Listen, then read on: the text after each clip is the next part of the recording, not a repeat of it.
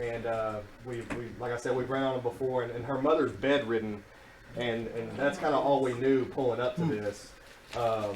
So we get there, and it turns out one of the neighbors was actually driving by, saw the flames coming out of the roof, went and started banging on the door. Fortunately for the homeowner, the door was open. She was able to go in, found her laying on the floor, wasn't able to get out, drug her out on her own, and was able to pull her across the street to safety, and she only suffered smoke-related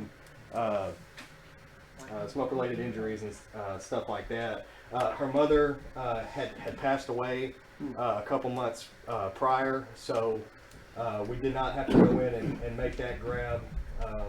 It's sad that she did lose her mother, but it's good that everybody got out. She did have a dog inside the house, which we were able to pull from the house safely. It had ingested a bunch of smoke, and she was pretty unconscious when I actually made the grab. She was underneath the bed, back behind some boxes, hiding from the smoke and flames.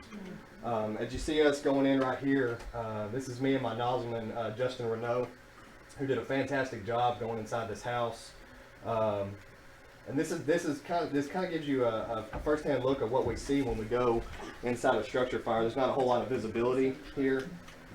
You kind of go by feel, and then we have thermal imaging devices as well that help us navigate through stuff like this. You'll see me keep turning to the left, and what I'm doing that is I'm pulling hose. We were actually hauling 200 feet of charged 1 3/4 line through the backyard and then through this house, and that's a feat in itself. So, like I said, this is Justin right here. We get good water flow, and we're actually about to make entry into the kitchen area where we believe the fire started.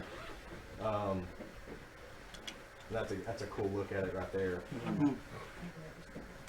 And we'll go through these swinging doors here, and then we'll be in the kitchen. But yeah, I just kind of want to take time to brag on my crew. They did a fantastic job.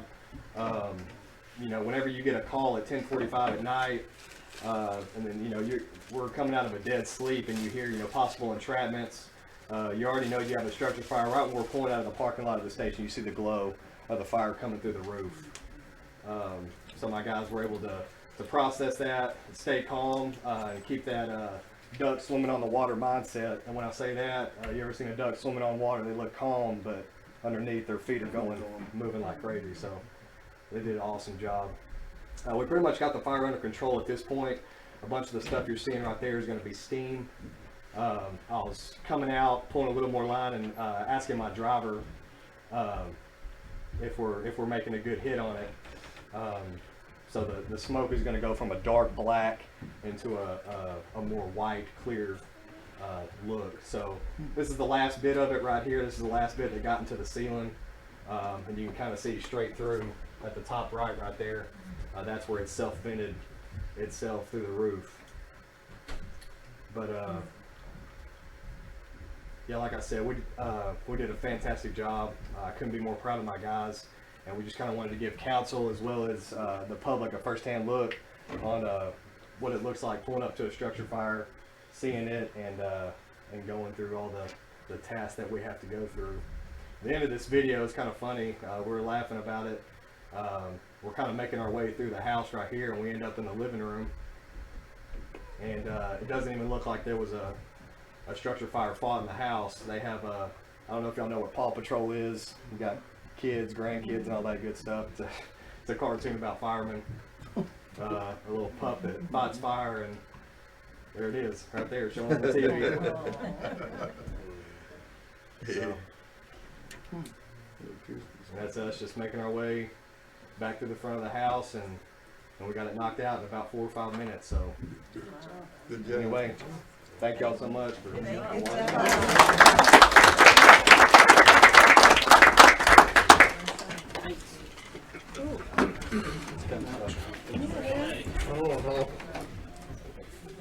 Thank you guys, thank you. Yes, sir. Thank you, Mayor. Thanks for Real quick, is this going to be put on the Facebook page? It's going to be a video? This will be available on the Gladewater Fire Department's Facebook page.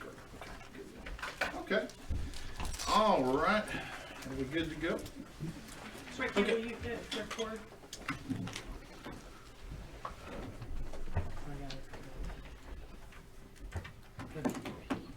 Okay, thank you all for joining us tonight, October 17th, for our October meeting. We have a slight delay at the start of the meeting. We were watching a video of a fire fought recently by our fire department, and that's going to be available on the Gladewater Fire Department Facebook page for those that would like to go check out these guys in action. They did a great job. We'll start the meeting with our prayer by Farrell Alexander. Let's pray. Father, we thank you so much for the opportunity to be here tonight. Father, we just thank you for all the blessings you give us and give our community. Thank you for the weather and the rain that we just recently got. Father, we just pray that you would help guide each and every one of us as we work and try to serve our citizens and our community. Give us wisdom and judgment in all that we do. We thank you for so much that you provide for us. So many things that we take completely for granted that you continue to take care of each and every day. Pray, Lord, that just be with our meeting tonight, and just pray that all that we do would glorify you and make a difference in our community. It's in Jesus' name we pray. Amen. Amen. Amen. Okay, we've got some special guests that are going to join us to lead us in the pledge. Cub Scouts will come forward.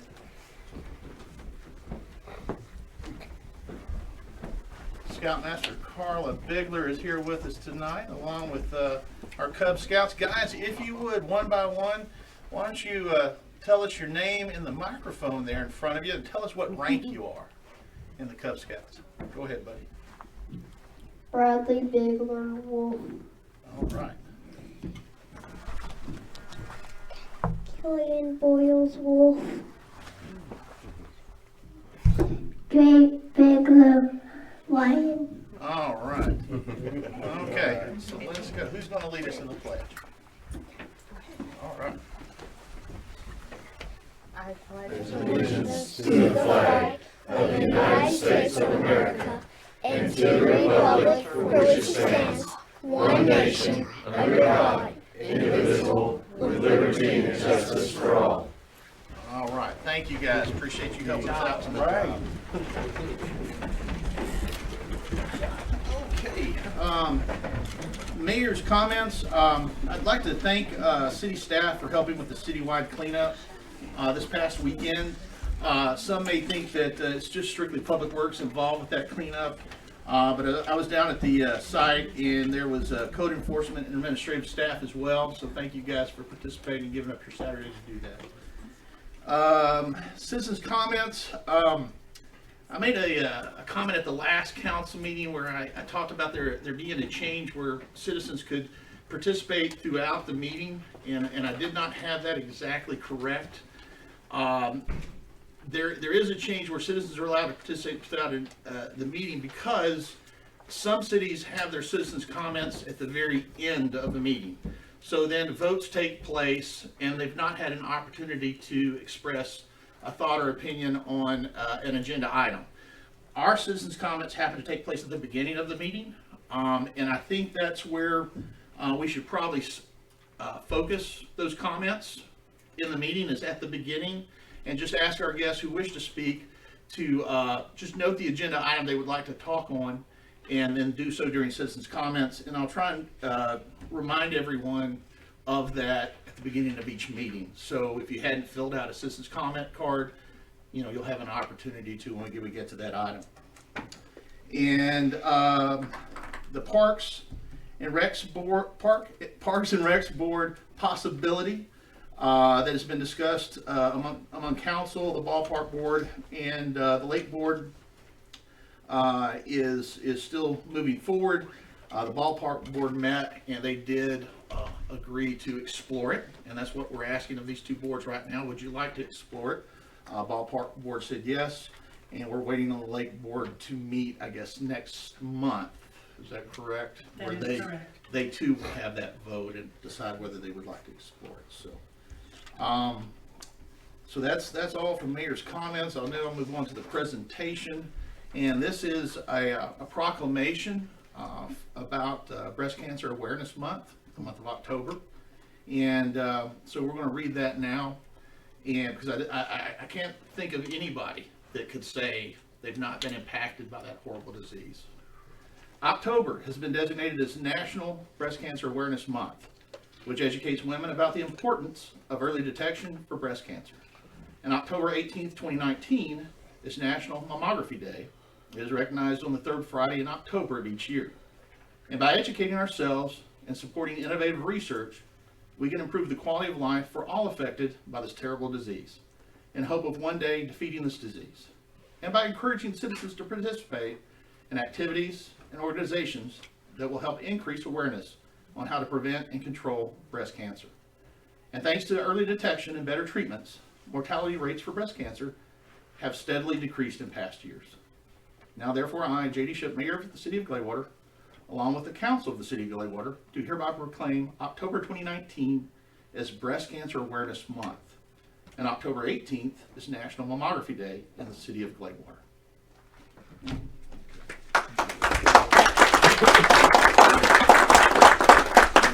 Many thanks to Caring Hearts of Gladewater, who has taken this cause and did a fundraiser this past weekend as well. Appreciate those guys. And we'll now move on to citizens' comments. Do we have any citizens' comments? No? Okay. There are none, so we'll now move on to the consideration of the consent agenda. Mr. Mayor, I'd like for, on the consideration of our consent agenda, that we take C out separately out of that consent agenda. Sure. Okay. All right. Do we have a motion of A and B and D through F? I'll make a motion we approve that agenda with those items. All in favor? Okay. Motion passes. All right. We now have the discussion's consideration of item C. I'm holding out because I'm a Lions Club member and I don't want any conflict. Oh, okay. Sure. That's all there is. Sure. Not a problem. Okay. We have a motion on item C then. Make a motion that we accept item C in the consent agenda. Is there a second? Second. All in favor? Motion I'll carries. abstain. And an abstention. Okay, we'll now move on to a discussion and update from various departments. This is something we began earlier in the year, and we'll begin with City Hall and Finance. Mayor and Council, this is hopefully you've had a chance to look over your packet on the left side to see all the things that's went on that side of it. But just real quickly in the finance side of it, legislating, that's y'all's, we're running about 79%. This is through the actual billing of September 30th. So this, there's still funds that are going until now. We're still rolling back stuff that are coming through. But as of September 30th, was at 79% in your budget on that one. Going into admin, we're at 97% of that, and then actually in finance, we're just a little over at 107 total in that one. So that kind of tells you where we're at there. We're still working to kind of catch up on the budget itself. We're waiting on these final financials, bills, the end of the month bills to come through so we can credit them back to last year. And once that's done, we'll be handing out the booklet, because you know we do that 3-year look back. So that way you'll have actual end of the year, all but the auditor adjustments, end of year numbers versus the current budget. So that's where we're at on that. Everything's looking good. Moving forward, we're ready for other than the final financials to come through, the final bills, we're setting ready for the audit to come in. So, and you have that later in the agenda here for consideration. So, any questions over them three?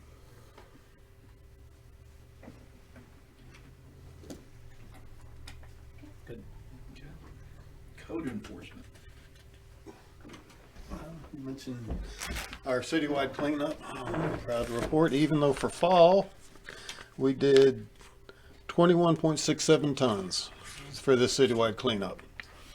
And what we did different this cleanup, though, instead of allowing We've had difficulties with our scrappers the last couple of cleanups, them fighting over the scrap amongst themselves and then actually kind of getting our way as we're trying to remove other things. So for this cleanup, we actually excluded the scrappers. So all scrap has been collected by the city and it's waiting. We'll go through it and actually bring it to the scrapyard ourselves and redeem whatever we can back for the city and funds from scrap metal this year. Other than that, we're working, fall festival's coming up, we're working hard on that. And beginning our demolition paperwork to try and get some houses torn down earlier this year so we can work on, when we get to the summer months, we can know how much money we'll have to start cutting some more lots. And the update on the Fork restaurant, he told me 2 weeks without rain, 3 weeks if it rains.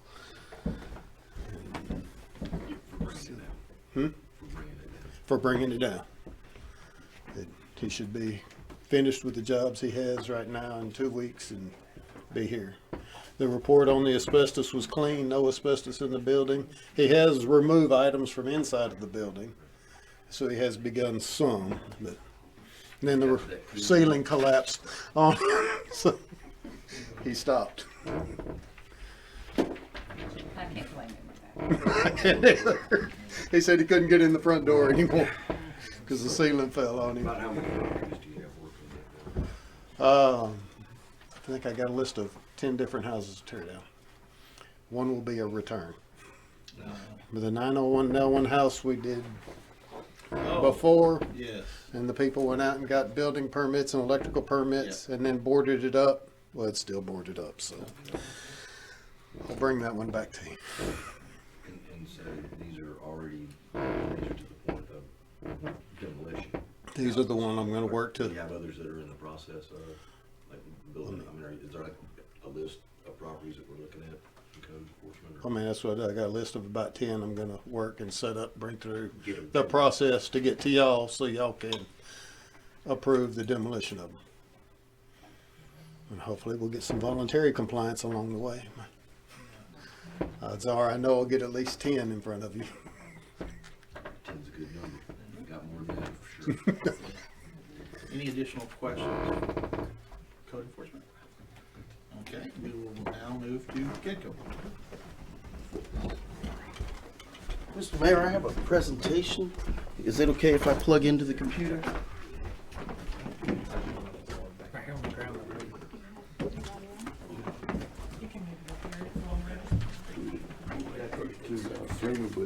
We didn't know what it was.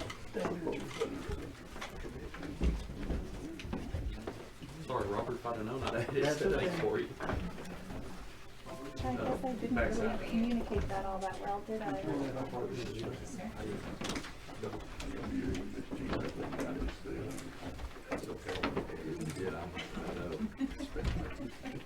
No, you don't want to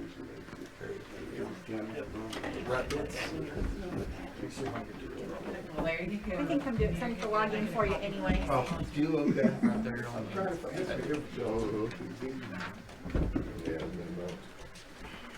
You hear the phone?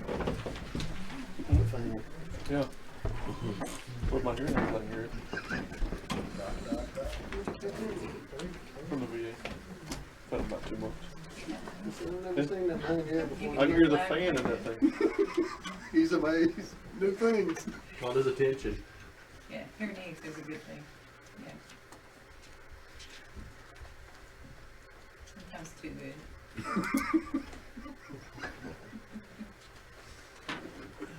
Now he's hearing all those chores you had for him. I just. If it gets too loud, being able to blow him up the water. Yeah, pretty cool though, because it hooks into my phone. Yeah, I can hear it ring. I got it on solid and I hear it ring. I could talk on my phone like during the rain. Bluetooth? Turn it down. pretty cool. Just turn it down.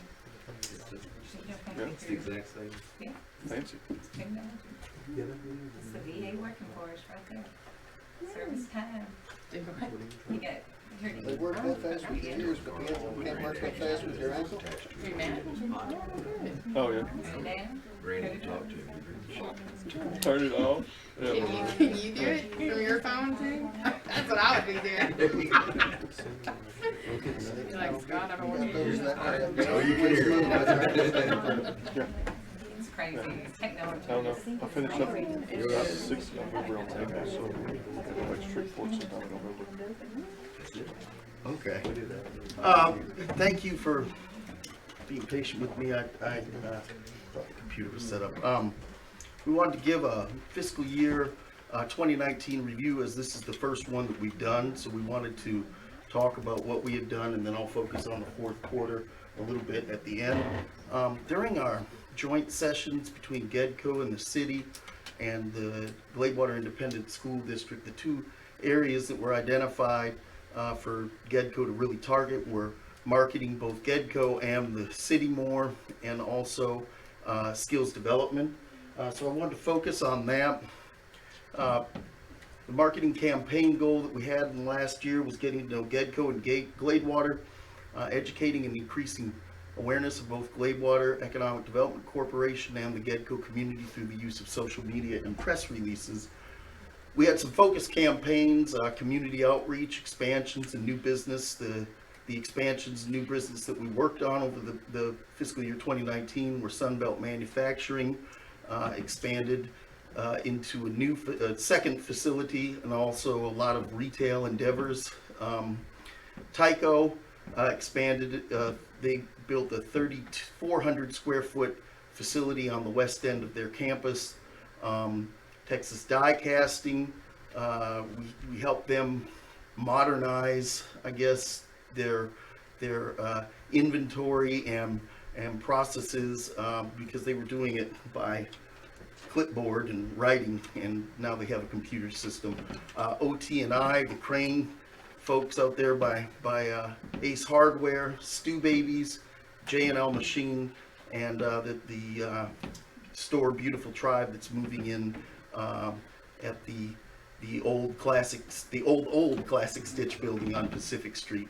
We also partnered with Kilgore College on the dual credit program, and the Gladewater Independent School District on the skills development program that was just rolled out, and also with OT&I on expanding into teaching students how to drive trucks, which was my eternal thrill, getting to sit inside an 18-wheeler, and the Lee Library, which we're working with Ricky on. We're ready to pull the trigger on getting those skills development computers set up there.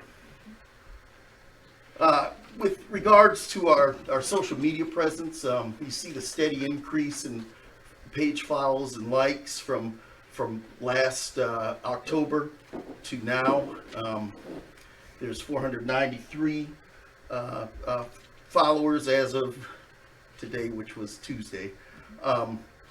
Facebook posts, consistent social media presence, 60 posts from October 2018 to September 2019, multiple monthly posts. And that would be about Gladewater in general, about GEDCO, about projects that we're working on, or project successes that we've had, things like that. The Facebook advertising, we've had 24 ad campaigns from October 2018 to September 2019 with 89,000 people who saw the ads. And this comes from Facebook analytics. 89,000 people saw the ads a minimum of 4 times. And the map that I've got on there is when we do more local oriented public interest, we have a radius of 5 miles that we target the audience. And then when we're doing outreach for business recruitment, things like that, we have a 100-mile radius. 280 post shares and 200 post comments, over 4,000 post reactions, 7,000 photo views. People saw the ad approximately 4.4 times per person. And here's an example. There you see Robert Green, our board president. We have some of them are just general interest, Happy Halloween. Others are projects that we've done. You see in the left-hand corner there, on the bottom left-hand corner, the oil derrick project that we worked on, painting that. other projects, more general interest, and you see Tyco. These are just samples of the posts that we've done over the year.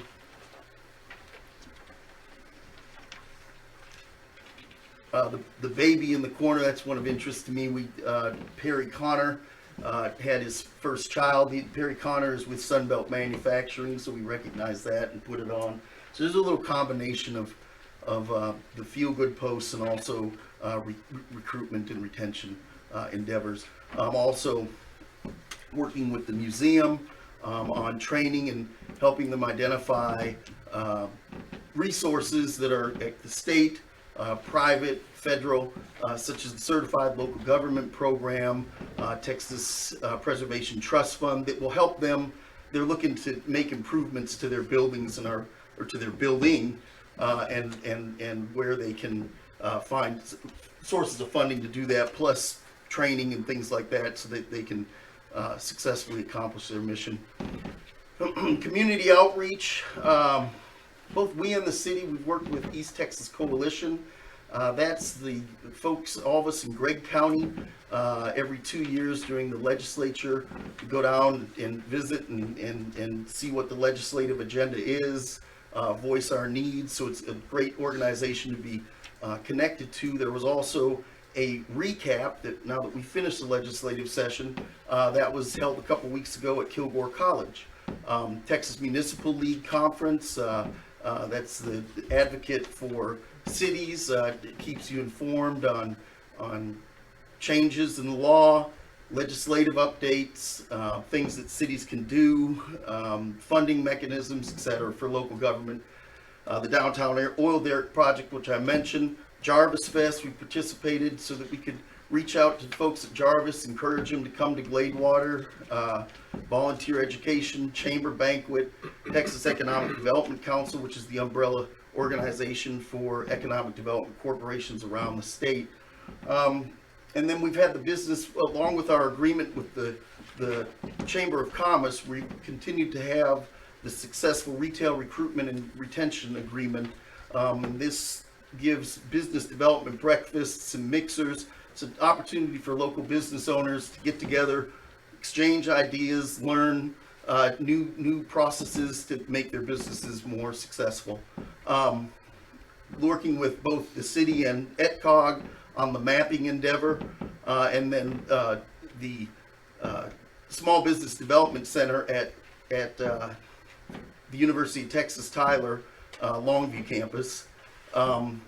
Dave Shellmeyer, we've been sending a lot of businesses to him to get business help with writing business plans and plans for starting a business. So that's been successful. Business expansions and retentions in the last year. Sunbelt Manufacturing, they did their safety system so they could expand into that north business. They've expanded also into the U-Haul U-Box, I believe it's called. And the U-Box is where you store things and it travels. And one of the interesting things that I found out the other day was the origination charge. So if they start it if the customer purchases the U-Box or rents the U-Box in San Francisco and it comes to Gladewater, while it's in Gladewater, which could be 2-3 months, it's sitting there, it's collecting tax, but it's not collecting at the rate that you charge in Gladewater. It's collecting at the higher rate of San Francisco. So I found that interesting. But that's one of the expansions that Sunbelt Manufacturing has done. They've also been very involved in the community. They're members of the chamber. And like I was saying, they've done their retail expansion. Tyco, they expanded, as I mentioned before, their community involvement. They're members of the chamber. They also loan us equipment whenever we're putting up wreaths and things like that for Christmas. And then OT&I, expansion of into their truck driving academy, along with the other crane endeavors that they do. So they're adding students to their roles, and it's one of 3 places in Texas you can get that certification. East Texas Coalition, did I just go backwards? I think I did, I'm sorry.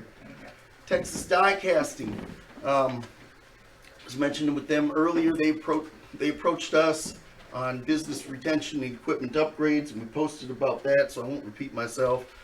New businesses, Stew Babies. If you haven't eaten there, you should. J&L Machine, that's a machining company on the Loop that has expanded. Beautiful Tribe, that's a new clothing store that will be opening, and Scrubby Love, which is on Main Street. We've also partnered, as we saw in the Longview News Journal, with our skills development program with the Gladewater Independent School District, focusing on welding and machining. We're also looking to expand into other areas and match our local business community, both regionally and in the city limits, so that the skills that are needed in those businesses can be addressed by the curriculum that's offered.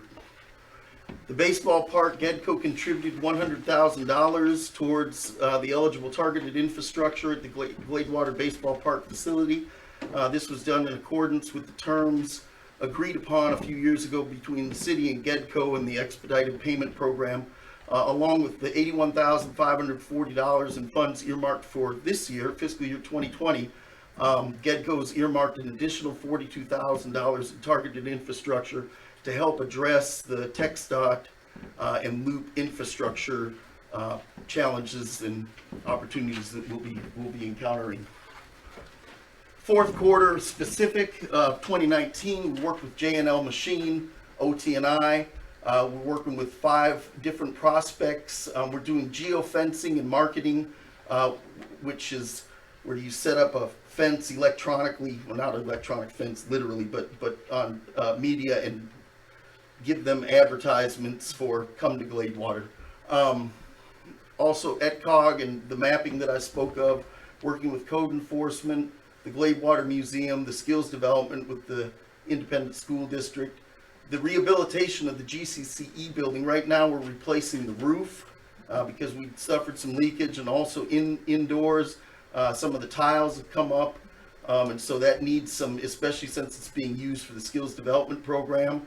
So we've agreed to replace that roof. And one item of note, we are going to put an orange roof on it. You'll only be able to see it if you're in the high school probably, but you'll know it's orange. Gladewater orange. Gladewater orange, yes. Gladewater orange. Yes. It's pumpkin. Business climate and trends, we're looking at that, expanding economic development and matching utilities with projected growth, and it's a great opportunity to do that with the TxDOT project that's happening. We addressed the fiscal year 2020 budget and completed that. We still are going fine with the Gladewater, the GEDCO and Chamber agreement. Some of the GEDCO properties, we just had to work with the county to transfer both the property that we had at Sunbelt Manufacturing, and also the city deeded us back the property that was, they had intended to put the public works facility on that 5 acres on, West Commerce, but instead, as you know, we're housing public works at the facility at 416 Tyler. So somehow that property was conveyed to the city, but it's now reconveyed back to GEDCO, so we can use that as to market that to businesses. It's a very good piece of property. And then normal contract and administration responsibilities. Moving forward, we're going to continue with the Gladewater ISD partnership, business expansion, retention, and community involvement. We're also going to we've needed to do this for a while, update our website with a new website, and expansion of digital advertising through geofenced and retargeted banner ads. Retargeted banner ads are the kind of ads, if you go to, for instance, Amazon.com and you're looking for something, and then you stop looking and you go to another website, and all of a sudden you see an advertisement for what you were looking at. That's what that is. In social media to drive new business and prospects to our new website. Sustainable infrastructure, new development, and smart growth plan in accordance with TxDOT 271 and the Loop 485 project. So, thank you. Thank you all. Any questions? I just want to say thank you Thank you. for giving us information that we are asking for. And the only thing I would say, I think y'all are doing a fantastic job of marketing what Getco does, but maybe, you know, put some money towards expanding the, do some more targeted advertising for the purpose of business recruitment. Because when I looked through your portfolio here, I only saw one, but you did say that y'all are doing the geo mapping, so I do understand that that targets that as well. So, Well, I mean, the only thing I don't understand about that is, you know, I can understand geofencing, targeting an area based on tourism, you know, but I don't know that I understand it from a Gecko recruitment standpoint. I would think that there's a much more human interaction required for business recruitment through trade shows. So I'm just a little confused about that sort of marketing for the Gecko group. I think it more or less enhances it. What you say is very true. The geofencing just enhances it. So in other words, if I was at a trade show, it would kind of work off of my location. People in my area that I may be talking to, it might show up. If they're on the internet, if they're looking at the internet, it might show up and say, you know, Gladewater, whatever. And so it kind of works. It's a way of enhancing. All of it works together. Right. I agree with you. Anybody else? Well, in the same sense, you want to target your locals here to encourage investment in their home cities as well. Sure. yeah, I think y'all are doing a fantastic job of creating awareness, which is what we talked about last year. And so, I mean, y'all took that and ran with that, and you've done great with that. I would just like to see a little bit more targeted on recruitment of new businesses coming in as well. So. Well, for one, certainly appreciate the $42,000 you set aside based on the fact that we're probably gonna come asking for. We appreciate the partnership. Thank you. Thank you. Next up, Fire Department Chief Kroll.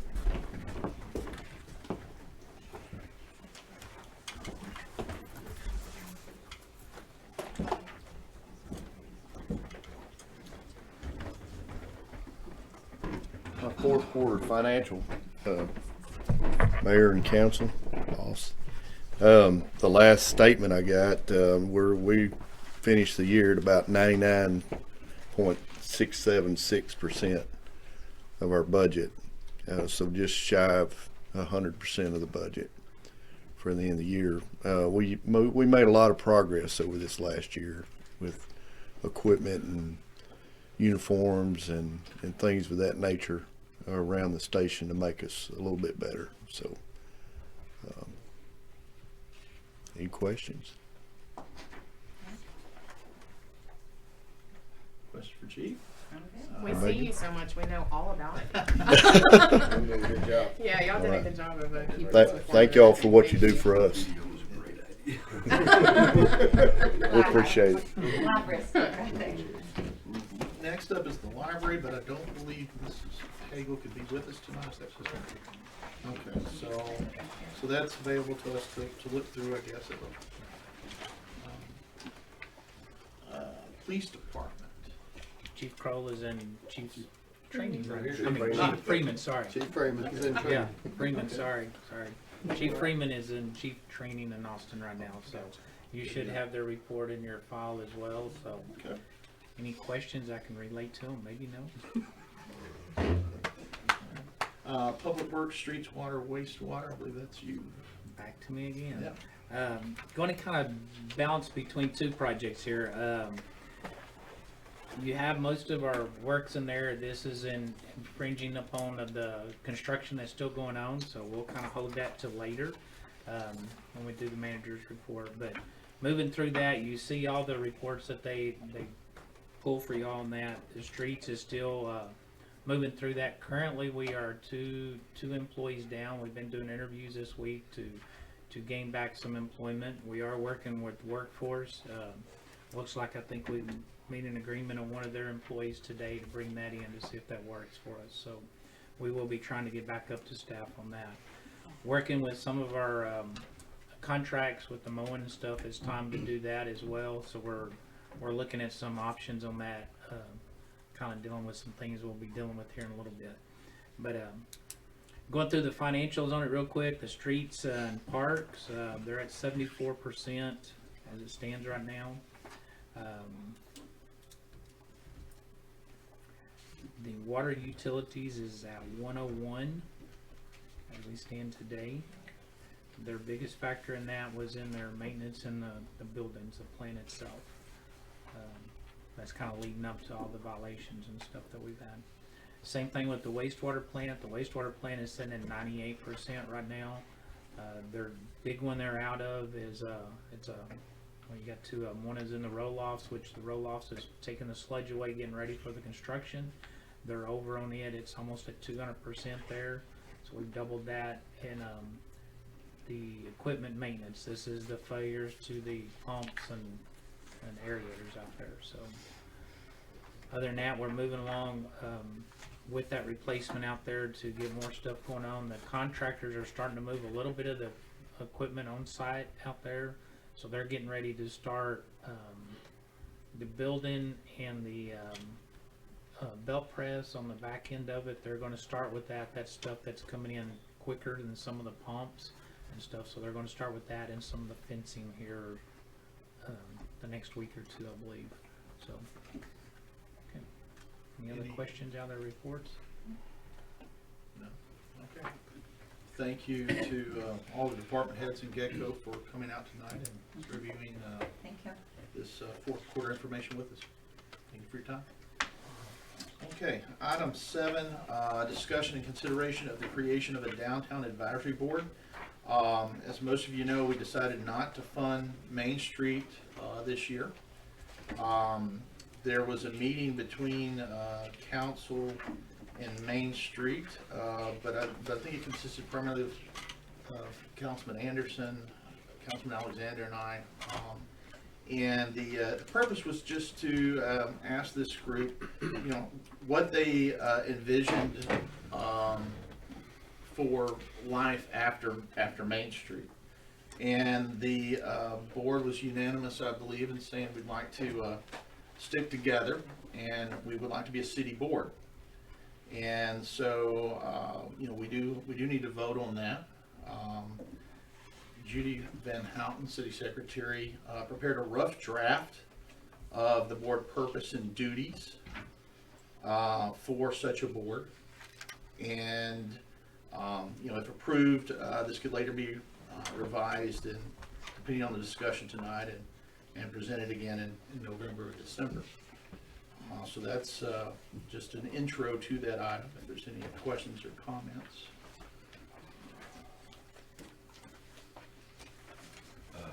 As an intro item, what do you mean? Oh, I'm sorry, I was just trying to describe the item 7, just the purpose of the vote, because we're familiar with why we'll be voting, but everybody out here may not be familiar with what led up to this item being on the agenda. So that's what I would refer to as an intro. Okay, and can we get some clarification on the difference between the current, the recent standing up with the 501c and this board that you're talking about? Sure. I believe Mrs. May is here tonight. If I could maybe call upon you to discuss the 501(c) that was formed and how that may differ from a city appointed advisory board. Sure.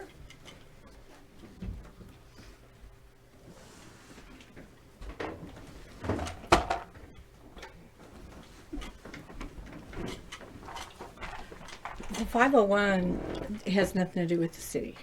It's just a private citizens-based 501.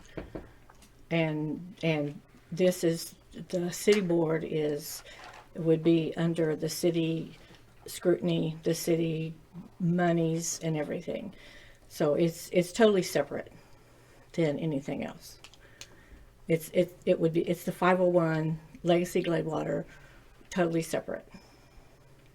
Y'all are more, the 501c3, what's been explained to me, is more like historical things that y'all are wanting to, that group wants to bring to Gladewater. And right? it's not just downtown, Right, it's and all downtown, over Gladewater. The downtown board would just be the downtown association that we're already a part of, creating Events, yeah. yes, doing Right. events, to kind of, yeah, that kind of thing. And it's city money. and it's city events and things like that.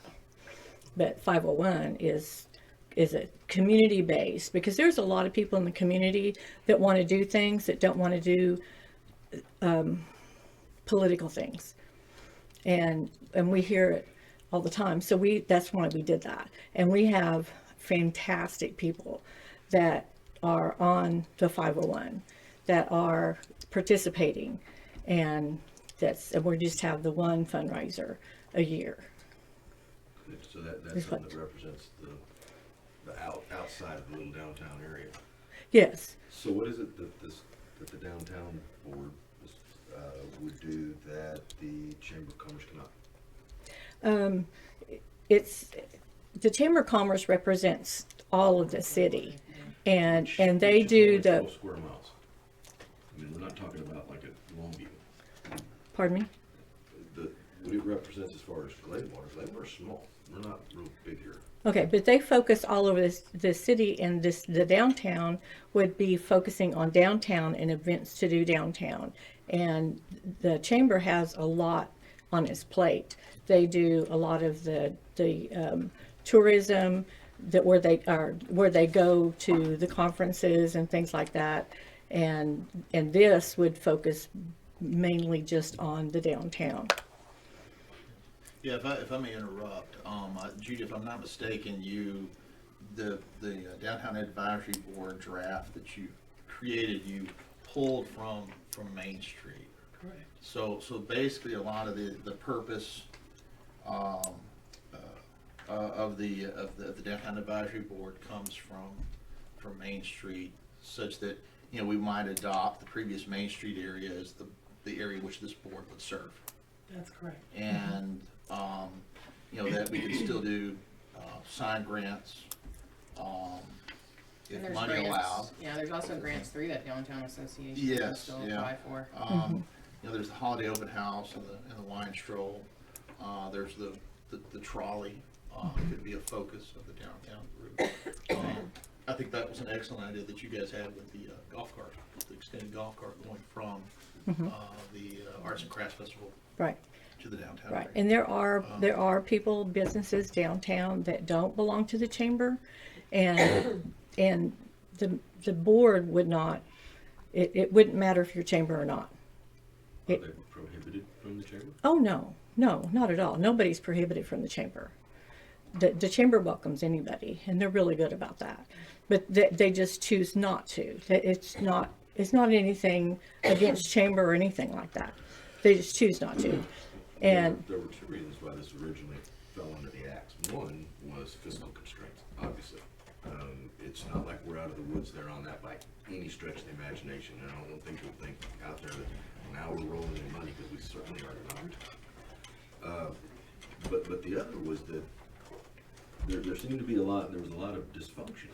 No, that's not with this board. Not with this board. That was the old board. The new board works very well together. I think Ricky can attest even to that. That this new board that's not a board? Yes. Wait, it's not a board yet. We have not put this in. No. We're talking about Main Street. And what you're talking about was the old board of Main Street. The new board worked very well together. What's different?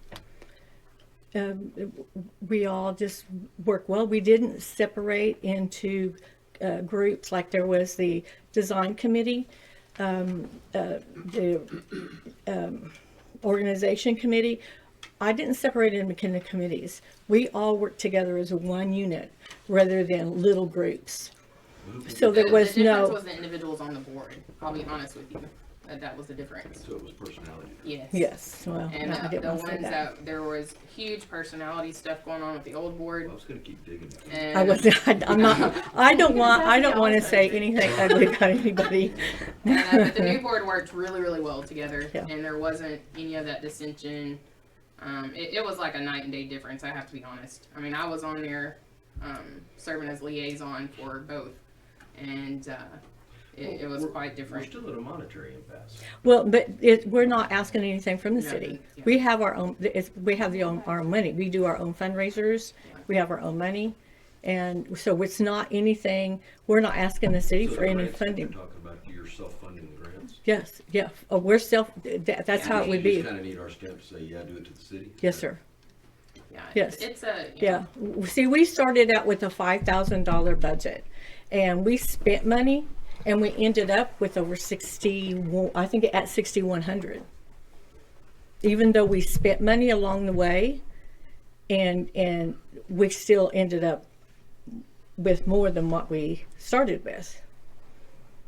Yeah, so Main Street, it was a huge cost, Kevin, and so with this downtown association, there's not that cost. Yeah, There's to not a mention person. the headache. Right. Right. So it's a total different, and which we've been a part of this downtown, organization that they're talking about bringing us. We've been under that for a while. I don't think we even knew that till we started researching some stuff. Yes. Which is what Gilmer went to. Right, but we've been a part of that for years. And so that's what, when all of this came up about Main Street, we were like, well, let's just transition over. I mean, the city's not out any money. There's still a board that's concentrating down there doing all the events that bring people to, to the town. And it was just kind of a win-win situation. And the board worked really well together. They just transition over. And so that's kind of. Yeah, it would function like a lake board or airport board. Right. What we do with the merchants down there that they really appreciate that has never ever happened before is about 2 or 3 times a year. What I did was I formed a private Facebook page with just the merchants downtown. So we can communicate together. We can sell things. Like if we have a piece of equipment that's in our store, we can say, hey guys, I have this, it's for free. If you want it, come and get it. And so we communicate that way in that private Facebook page with each other. Plus, 2 or 3 times a year, I call a meeting with all the merchants. And we have a meeting. What can we do? This event's coming up. How do you want to handle this event? And they like that line of communication.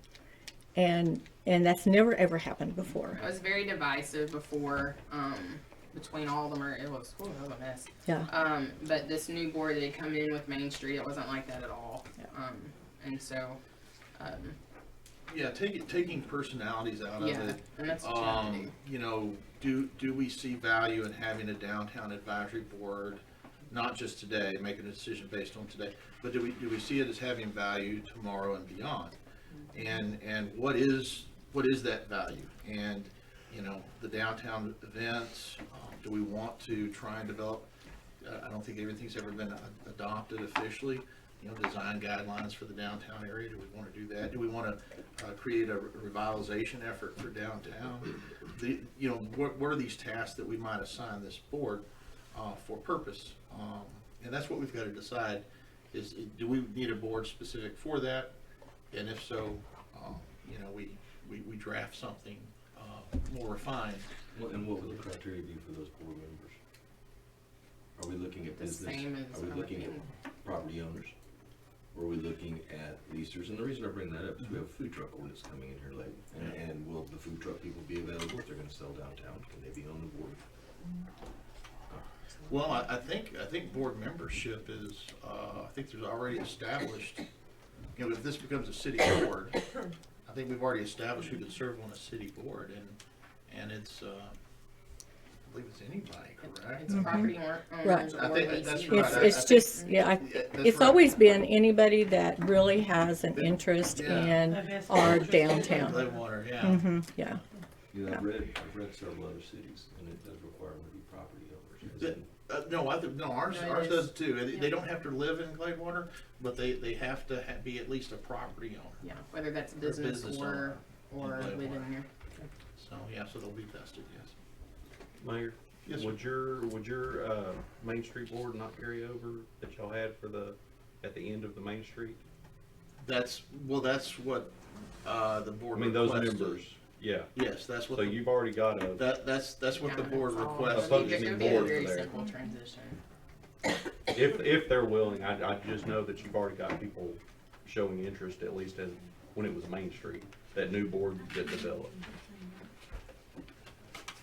Okay, let me jump in here. Okay. I've tried to really digest a lot of this stuff and look at it and you know, I know early on it's like, well, it makes sense to continue with a board downtown because we've been that way.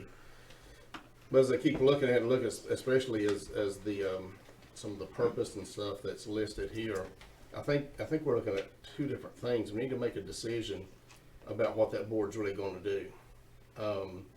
The purposes and this stuff here is it's really vague, and a lot of this, like I said, the chamber can certainly do, and others can do all of this.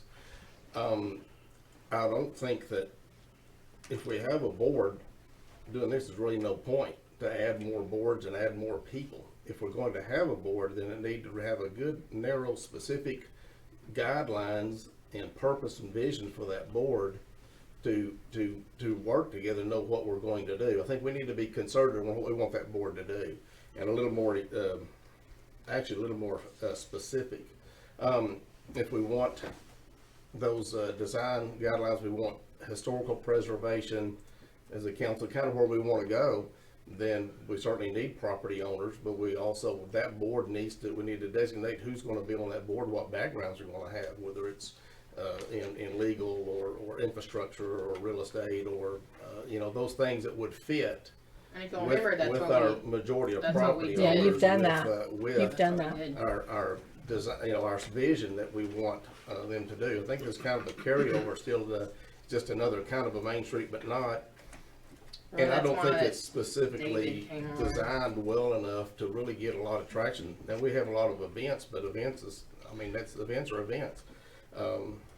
Well, this I don't know is if we're doing- this is rough. I Yeah, because I understand. I didn't Yeah. want Mrs. No, Van Houten to no. spend a lot of time Yeah. on this. It's Certainly the like Right. an idea of. But that's what I'm saying is us, we Yeah. would, I think we would need to decide what those would be and be more specific and give I like that the idea board more specific. direction. Because I think we've got a more narrow scope that prevents some of the toe stepping, which caused some of the animosity from before. well, that wasn't what was happening. And I that, can tell you later. but what I was meaning earlier was that, you know, if we thought there was value in having a downtown advisory board, then we could refine this and narrow it down. Right. Yeah. Exactly. Well, if But we've it, got to decide first, you know, do we see value in having one, and if so, what do we want that function to be? I mean, we're in the Texas Downtown Association now. I think that even grants and stuff, the city can do all that without a board. That there's not a real need for. We're trying to minimize the boards and bring them down and come them together, and then we want to add another one. And I think that if we just are going to do this board, I think we need to work through this more and really nail that down. So I don't like being on a board and having the vague. so is that guidelines. what changed between? see what I'm saying? Yeah, when you More met with us, specific. you were all for the board being continuing. So Right. is that what's changed between when you met with us and now? Is that this is too vague or something? Well, yeah, Because we you, need to nail down when the what three of board's you gonna met do. with us, you said you see that we need to go continue. And now you're saying that just the opposite is. Yeah, exactly right. I've sat there and looked at it and I know. thought about it, and I'm like, I don't know whether this really makes any sense to myself. You see what I'm saying? Yeah.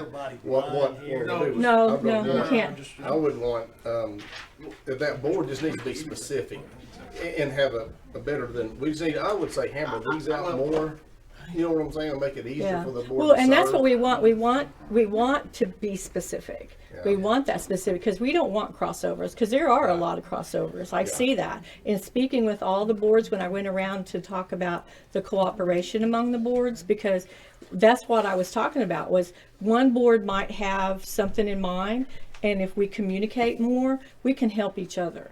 And that's why I went to all the boards. Was to say, you know, let's communicate better so that if we have something we want to do or you have something you want to do, maybe we can help each other. Because a lot of times when you do have all the boards, it does happen. So what everyone is not seeing is we have a rough draft of Right. what the purpose and the officers and duties would be of a downtown advisory board. And that's what he's referencing, and that's what these guys are seeing. And so it's just asking for the purpose of the downtown advisory board to be better defined. If yeah, that's what I'm trying to what say it is. is- So and I understand that's a draft, but yeah, it's a draft, and so that's what I think is being So how referenced. do we make that motion? So wait a minute, you said originally that we're trying to decide whether or not we wanna go from this and That's do right. something more, or we wanna just take, Correct. we wanna just, Right. So do we see value? so we need to vote up and down. We need to either vote to continue working on the creation of a downtown advisory board or not. Because like I said, I didn't want to waste city resources, Judy, if the council was not going to be supportive of this. But if the council is supportive of a downtown advisory board, then yeah, we can refine this further. And then bring it back to vote on a more defined statement of what the board will do. And then, and if you choose not to, then you need to decide what about those funds that we raised? Because we worked hard to raise those funds back up. Yeah. Well, Because if not, I mean, they need to be targeted for downtown events absolutely. and things like Yeah, that. no, absolutely. Yeah, those funds would be restricted to downtown use, and if I'm not mistaken, They have already been designated that for that. they are labeled as such in the budget as downtown specific, so. Okay. I'm just I have to be honest, I'm a Excuse little bewildered with all of this because our downtown area, even in our group deal with Get-Go and the school and with us, I mean, that was the main target area that we said was the main tourist spot. It's the main part that we have that's going for our city. It's the main thing that people know about Gladewater. If we have these other boards for the lake, for the airport, for these other things, how can we as a council sit back and be like, well, no, we're not going to do a board for our downtown? That I don't understand. Taking personalities out of everything, because as council people, we have to do that.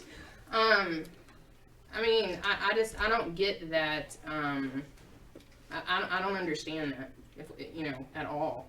Yeah. So. The 501 you asked about is not downtown specific. It is not downtown at all. Okay. It is completely, it's not at all. Well, I mean, really, we don't have anything to do with the 501. No, nothing, that's right. nothing, Yeah. nothing. Yeah. It has So, nothing to do with that. Citizens group that Yeah. did that. So the motion would either be to create or not create a downtown advisory board. And if it's create a downtown advisory board, then we invest the resources to refine this board proposal or draft that Ms. But Smith. before we do that, Yeah. could we table this and ask the chamber to weigh in on could they handle functionality that we're talking about here or not? Because to me, that goes a long way to whether or not I say we need a board or we don't. If the chamber looks at it and says, you know, our place really are. Haven't they said something like that? If I'm not Yeah. mistaken, the chamber president and chamber director were at that meeting. Yes, they were, and she said she didn't want to, yeah. I mean, they, Yeah, that was. they weren't asked specifically about these. And they are willing to do, they already do the Christmas tree. I said they're willing to help with holiday open house. They're That's ready to it. take on a bigger role. Oh, they are ready to take on a bigger role. Okay, that's Oh. just two different things. Yeah. Yeah, that's not So what how she about- said in the how about we meeting. get them to come tell us that? Okay, I think Is so. that okay? okay, well, that's just not what she said in the meeting, though. Yeah, that's what's really concerning to me. There's Yeah. a whole lot of, I don't understand all this, to be honest, but Just go to the horse, we'll just go to the horse. we did. Yeah, we did, she Oh, was we in the already put meeting, horses out. Well, I did not. yeah, well, she was in the meeting, yeah. Well, then we'll ask, I guess the chamber to join us in this discussion. If that's what, I mean, there's not been a vote made yet. Yeah, No, I make a motion that we table this until we can hear from the chamber regarding the matter. Okay, is there a second? I'll say. All in favor? Any opposed? Abstained? Opposed. Opposed, okay, all right. thank you. Okay. So item was tabled. Okay. Consideration of amended agreement between the city of Gladewater and the Gladewater School District for the School Resource Officer Program. All right, just in the absence of the Chief Freeman here, I just want to go over this real quick. This is basically the same agreement that we've had in the past. The difference is the vehicles in this are no longer part of the city. They all been taken out. We did that earlier this past year. All the vehicle maintenance, repairs, insurance, all that dealing with the vehicles is totally out of this. The only thing that really changed in this was they gave an increase to their salaries that they're offering. It's still a 10-month program. They're totally school dedicated. The only thing the city is responsible for, we still carry their commission, and we will provide their training during their summer months. And that was as it was before. Do we have a motion? We emotionally accept the consideration of the amendment agreement between City of Gladewater and Gladewater School District for school resource. Second. All in favor? All right. Item 9, consideration of extending all advisory board member terms until April 2020. Okay, so this item for consideration came about. I believe it was Judy and maybe Brandy that were discussing when the upcoming board appointments were, and they're in November, and then that brought about the discussion that occurred in June of this year about an onboarding process. And so Judy had a really great idea. We have not worked on the onboarding process yet, but if we're going to do so, perhaps we should move board appointments to April. And that will coincide with the May elections. And then you could have a class following the Saturday election where new council members and new board members are together and they take a course introducing them to their new responsibilities. So I thought that was a good idea. So we're putting it before you guys. So the first action would be to move the board appointments. And the second would be for a committee to meet, hopefully before the end of the year, to develop the classwork, so to speak. So do we extend and move the board appointments to April? Yes. That's the motion? Yes, sir. Can we do both? To extend and move? Yes. Yeah, sure. I make that motion. Okay, do we have a second? I second. All in favor? It's unanimous. Okay, very good. All right, next item, item 10, discussion and consideration of a food truck ordinance creation. Okay, we did talk about this at the last meeting, and a committee got together and looked into this. And what I'd like to do is turn it over to Councilman Clark to review the committee's discussion and ultimate recommendations to us. Okay, when we met, we decided we were gonna keep it rather generic at first, trying to figure out and funnel down, narrow down our scope. So we wanted to talk first of all about the current ordinances that Gladewater has in place dealing with food truck, mobile vendor type deals. And the second was to actually speak to ordinances and applications from surrounding cities, to look at simplicity and viability as far as financial fees, inspection fees, etc. go. And the first thing that we really came up with is that the language from, we have two separate ordinances that actually work toward food trucks, 117 and 123, which we reviewed last week, or last month. I feel like we're back in the budget cycle of every week. And to that, we said, you know what, this is confusing. We had Mr. Witt was with us for the council, and he does food services, professional food services in Longview. And he said, look, that's confusing. That's over cumbersome. Put it all in one ordinance. It'll make it way easier for them to find and to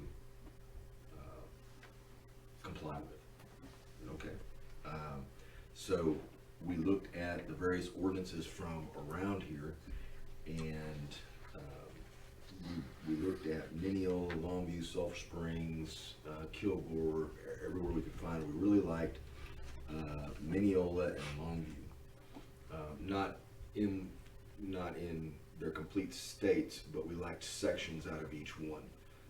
Longview in particular carried on a whole extra section within the food ordinance about commissaries, which, when we discussed it, is absolutely one of the main points of wanting to do a food truck ordinance. Is we don't just want the food trucks, we want their commissaries.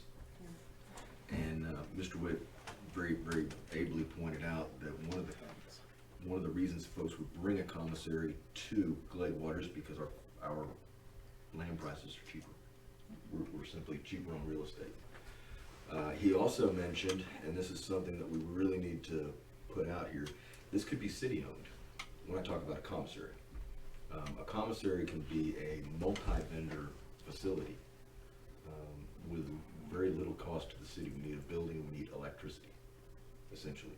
They would bring their own refrigeration units, sanitary, stainless steel, The three compartment sinks. that stuff. And all of that stuff. There's a ton of that listed that they're very well aware of. I don't know if we're willing to get into that or not as a city. At the very least, we want to try and convince them to bring the commissaries in.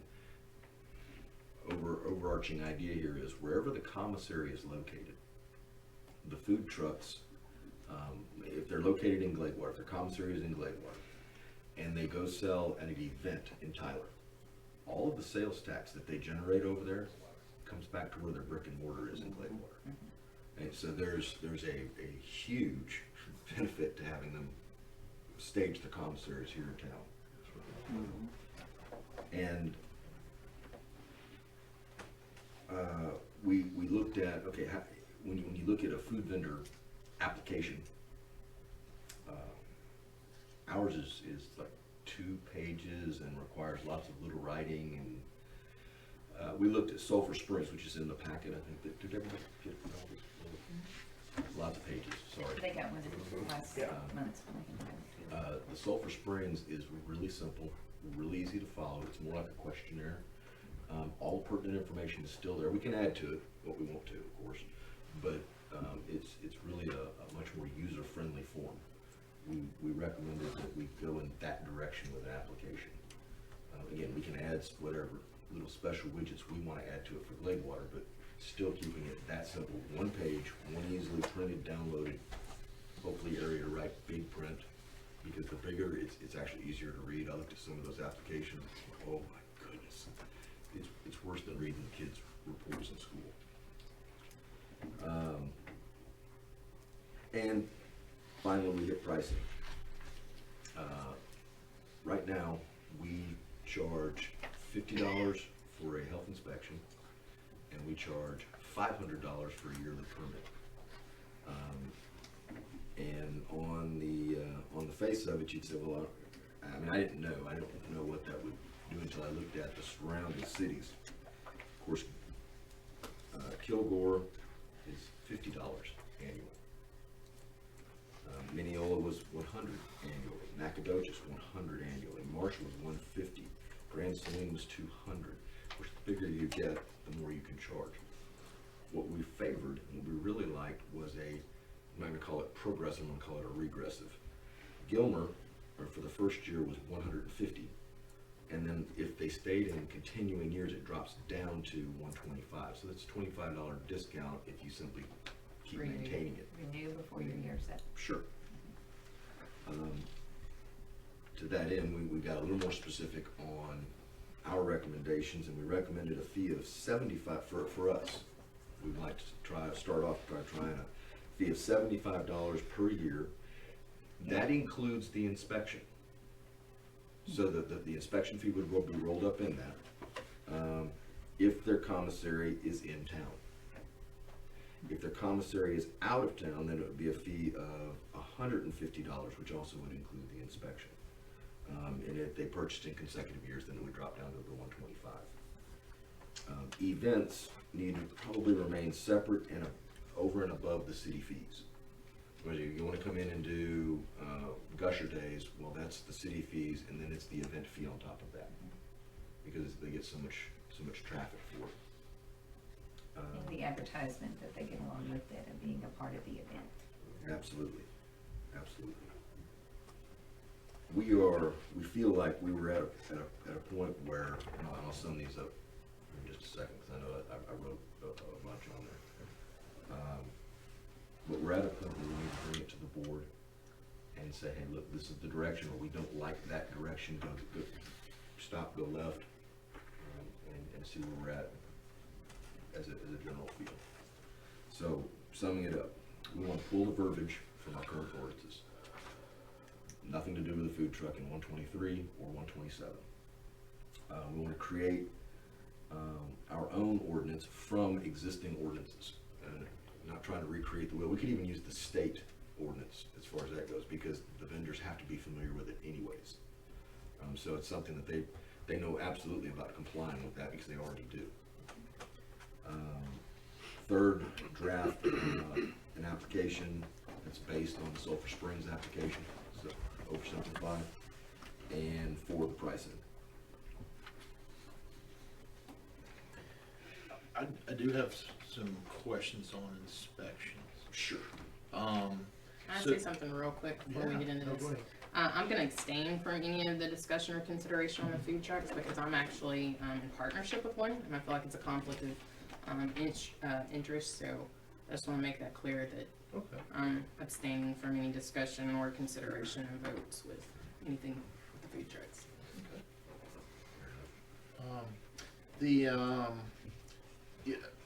Are the, like, Gilmer, Kilgore, these other communities, were their inspection fees also rolled into their permit fee? I don't believe so. Okay. That specificity wasn't in their contracts. Okay. I did leave one part out regarding the inspection fees, and that is if a truck rolls in and they have not gotten their inspection fee, then we would be available to do that as a $50 fee on site. For example, they all roll into Gusher Days, and they're all set up. Well, that needs to be front in the window. The inspection needs to be up front. It has, if it's not there, then they're paying for an inspection fee on the site. I mean, I don't think that's anything new. You have to display your inspections in almost all food establishments. I think putting it up in the front is probably where it's supposed to go anyways. What I hate to put you on the spot. I mean, do you agree with some of these thoughts here with the rates and inspections? I mean, the inspection fee is throwing me off because we don't have an inspection fee. Okay. You have a permit fee. The inspection comes with you purchasing the permit. Now, once you get a permit to do something, the inspections don't cost anything. That's included in the price of your permit. Okay. So, I mean, when you get a health permit, we go and we inspect your restaurant or anything, and, you know, like, Roland Smokes, when he bought his health permit, well, we inspected the trailer, you know, and told him what he needed to do to bring it up to meet all the codes, or I think he only had one thing to do, but, you know, or if they would have passed, and, you know, so, I mean, that's the only part, you know, it's just, the inspections are actually just part of the permit. Okay. Now, what happens when, how long is an inspection valid? Because, you know, they leave and then they come back. Do they need to have it looked at again? I mean, typically it'd be for the year. It'd be for the year, okay. Unless, you know. You know, there were some individually little specific widget items that Mr. Witt volunteered to us that absolutely made sense, and I'll make a comment on these, and that's like insisting that the food truck remain hooked up at all times. In other words, you don't just get to park it and leave it, which I certainly would never thought of that probably until we had 4 or 5 Concept that it's stuff out there. manned at all time and powered at all time by some source. Something like that. Yeah. You know, the only time it can be unmanned is when it's at the commissary. But if it's stationed anywhere, there must be somebody in it, is generally what you want, and you want it hooked up to some form of power or something. Whether they have their own generator or some form of electricity or something. An additional recommendation was to also have, you know, before you set up in the city, you have to file with the chief of police. Oh. Like, where am I going to be open? Where does the state inspection for mobile, because I believe the information, yeah, $258. So what is that? Yeah, is that not a health inspection as well, or is that just? That's the state licensing fee. Okay, so they've got to have that anyway before they come to us, and then we're going to inspect it ourselves. Okay, Mr. Witt explained that there is a state inspection agency, however, there's like one inspector per like thousands of miles, and so cities do their own. Cities do their own, counties do their own. Exactly. And if cities don't have someone labeled as a health inspector, then the county fulfills that duty. Okay. I mean, the odds of somebody from the state, you know, if there's not a major complaint on something large, the state will not get involved. Pretty much. They just send them their money from up front. And Now, They now may- with restaurants, do we not do random inspections?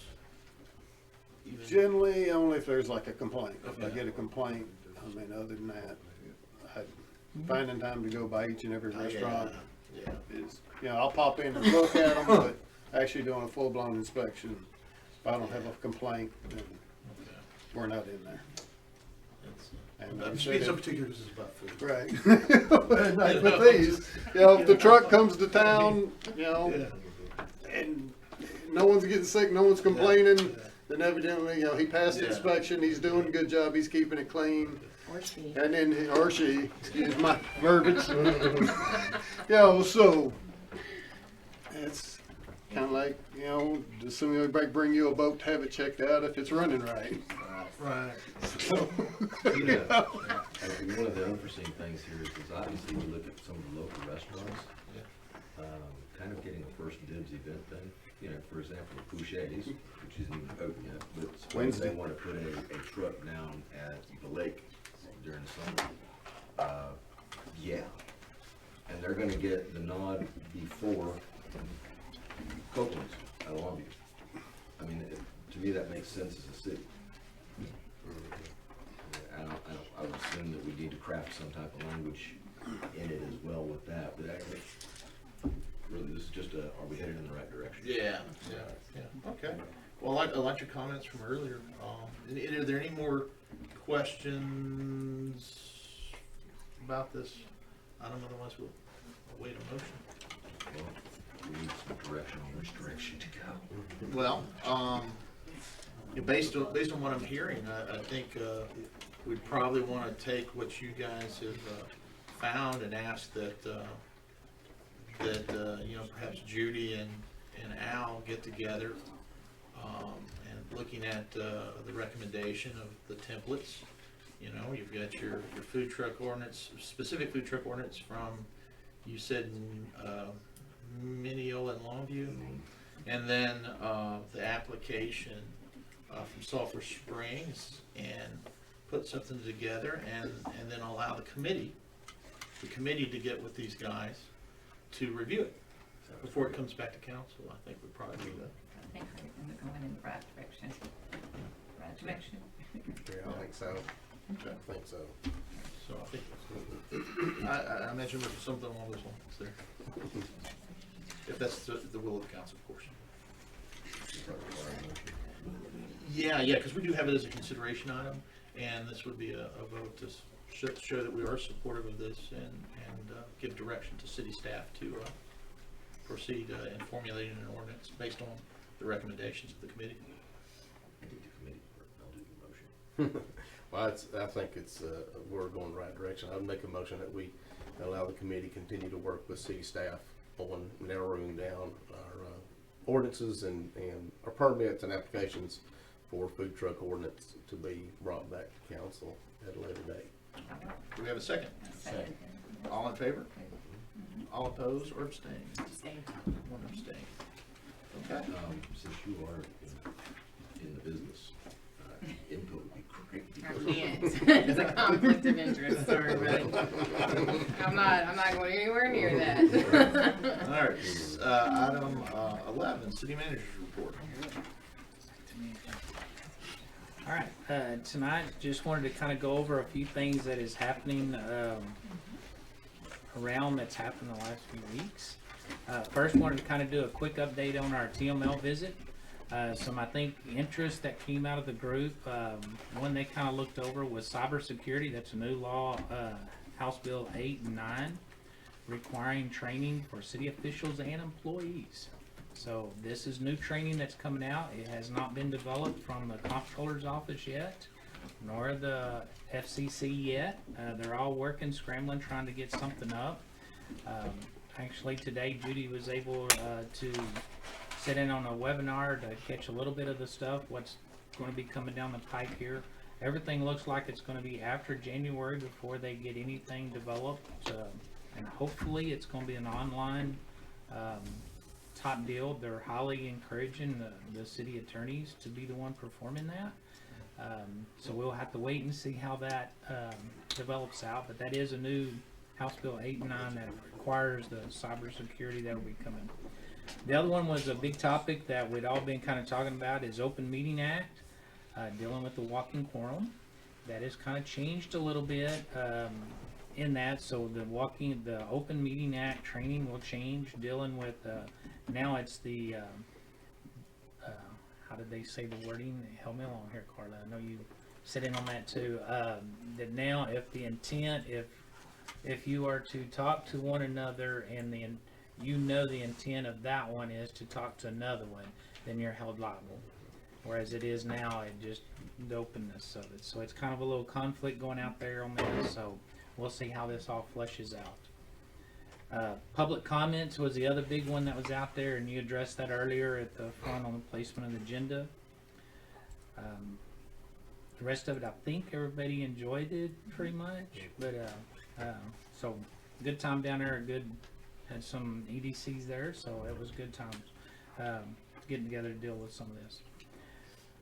Construction stuff, Highway 271, the north end, we got the sewer line work. They actually pulled in on the job today. Crews were out there getting everything ready, equipment showing up. So as you're going that way, you will see big tractors out there getting ready to dig the hole and set the machines in place.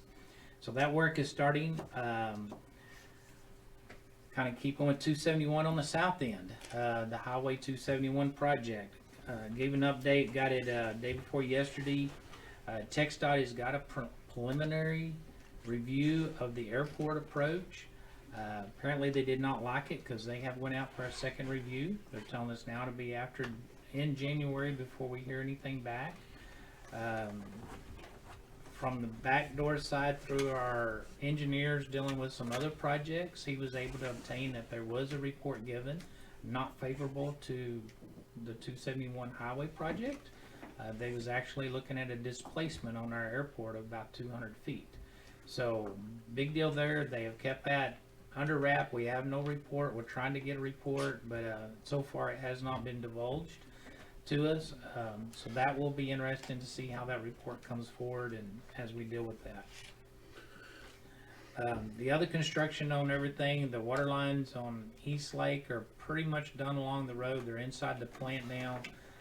They like the final tie-in on East Lake and then inside the plant to complete that. Everything else is pretty much laid and pretty much cleaned up. It's not too bad out there.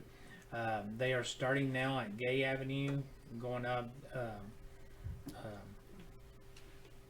always want to call it Shopping, Phillips Springs. Phillips Springs. I always want to call it something else.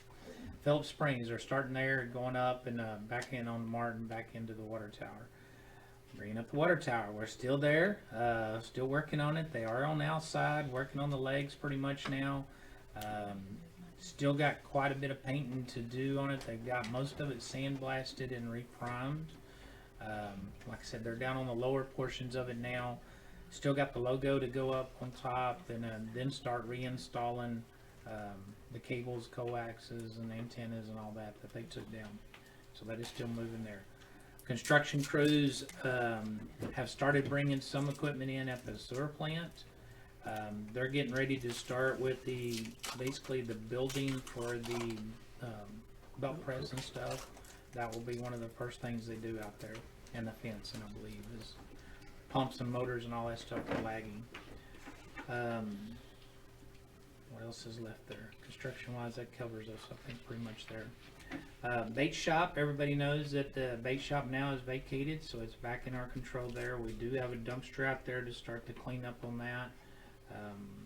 We'll be moving with that. We do need to start deciding on what direction council's wanting to go. If we want to do a similar type deal that we had the house and bait shop, we want to separate them.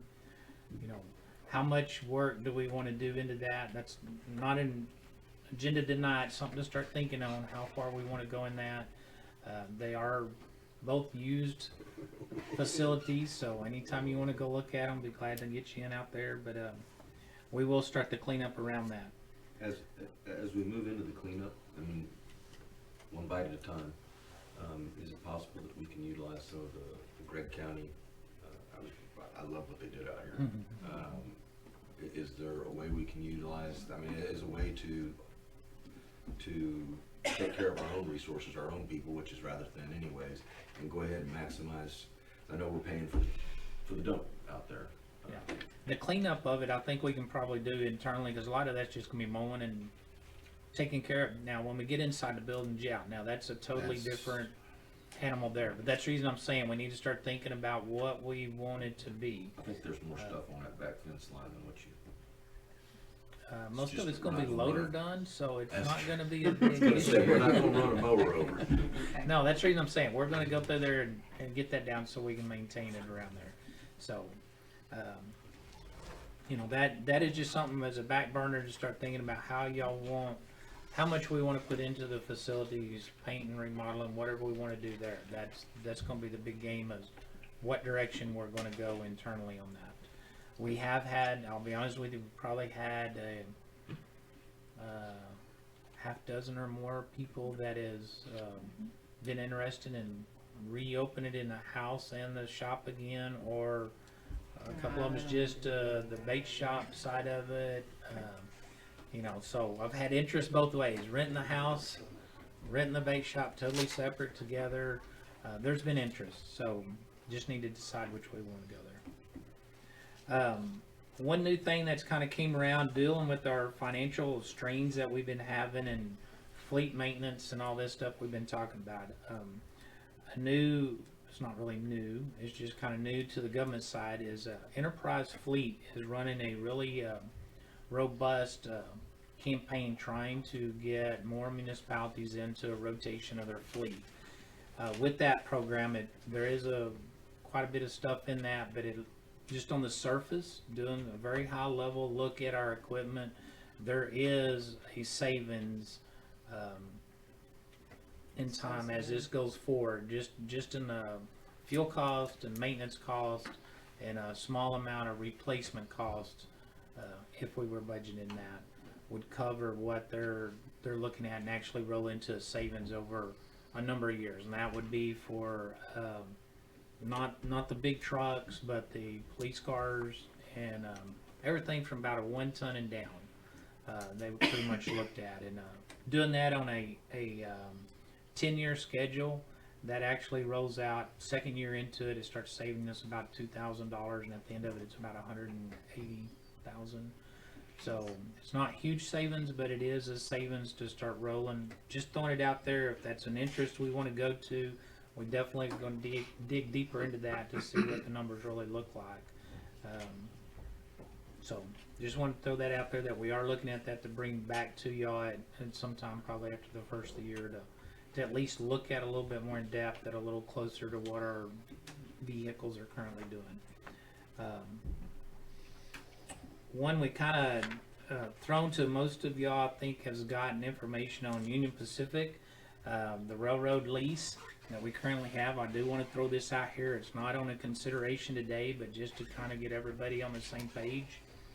The Union Pacific, currently we lease about 4.5 blocks downtown, roughly, of area down there along the railroad tracks that the city leases. The current lease that we're still under has been a 20-year lease that we paid roughly about $8,000 total for. Union Pacific is going totally away from long-term leases, and they're going to 1-year leases that you lock in for, basically it's almost a 3-year lock-in the way they're setting it up. They amortize your cost today, and it's good for 3 years, and then they can re-amortize it. Currently, on them same lots that they have hit us at, they have hit the city at $10,000 a year. We have worked it so far down to a 50% reduction. We're still working on it a little bit more than that, but that is on a yearly basis. So our $8,000 for 20 years was a great bargain. Moving forward, this is going to get at their discretion. We've argued with them about the mowing. We've argued with them, you know, we got the fence taken out of it. They were demanding a fence on the first round. So this is something that we will be bringing at the next meeting to our meetings to discuss, to get this going. They are not going to let us get away with some of the facilities that we have down there. It is going to be a lot of ramifications in there as far as some liabilities and stuff. We are arguing with them on some liability issues and stuff. But I just wanted the public to be aware that there is a big change on Union Pacific coming, and how the city goes about doing that. It may be some reduction in some of the areas that we actually claim as, this will be council's decision. I'm just throwing ways to cut the cost down on this. Reductions out there of area. Some of it we will not be able to get rid of because of facilities we have on there. So just need to be aware of it. That are the big topics that we have going on right now. So that's all I have at this time. Unless y'all got questions. Any questions? We have a motion to adjourn. Motion to adjourn. Second, all in favor?